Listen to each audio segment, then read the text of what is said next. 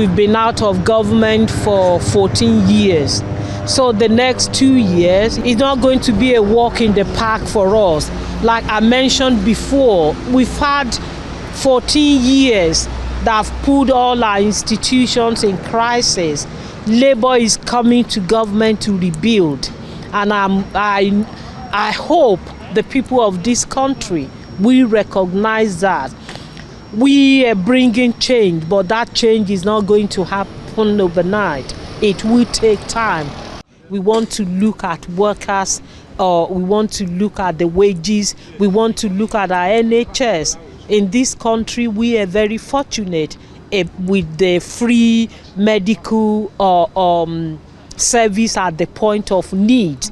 Labour want to reform the NHS. We want to invest in the NHS so that people in this country will feel that they have a free medical or services. It's going to be a very difficult general election. That is something that I recognize and I accept. I've been on the doors, knocking on doors, talking with local people across the southeast region, including London, as well, not too far from here in Westminster.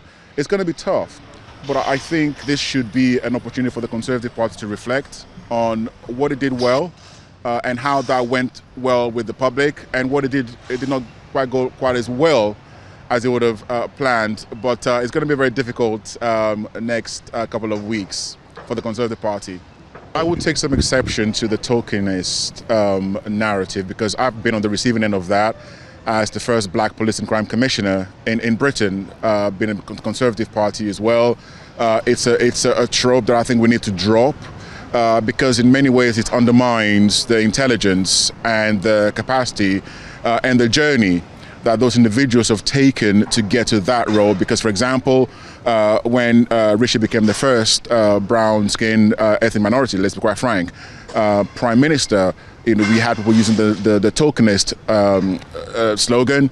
But when Barack Obama became the first black president of the United States, we all considered that to be earth-shattering. So I think that double standard needs to stop.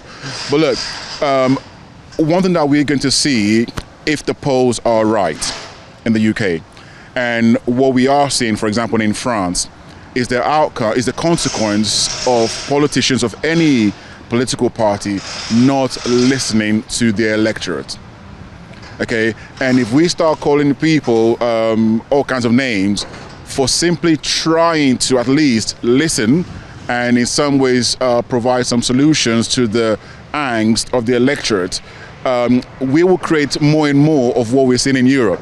And so whether it's a Labour government or a Conservative government, it's really important that politicians do a lot more in listening and responding to what the electorate are saying. Otherwise, we see some of the things that the polls are showing in Europe, and obviously certainly in the UK as well. This week, the first bombshell is going to come on Thursday evening at 10 p.m.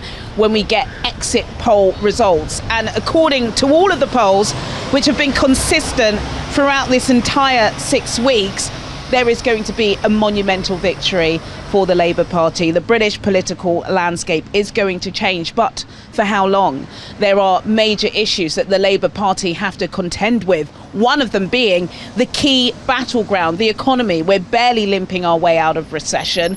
Immigration, so there will be no flight taking off to Rwanda, but what happens to an open border policy and its impact on Britain's already embattled public institutions? It has been pretty much smooth sailing for Sir Keir Starmer, but there is choppy water still ahead. Juliana Olayinka reporting for Channels TV News in Westminster.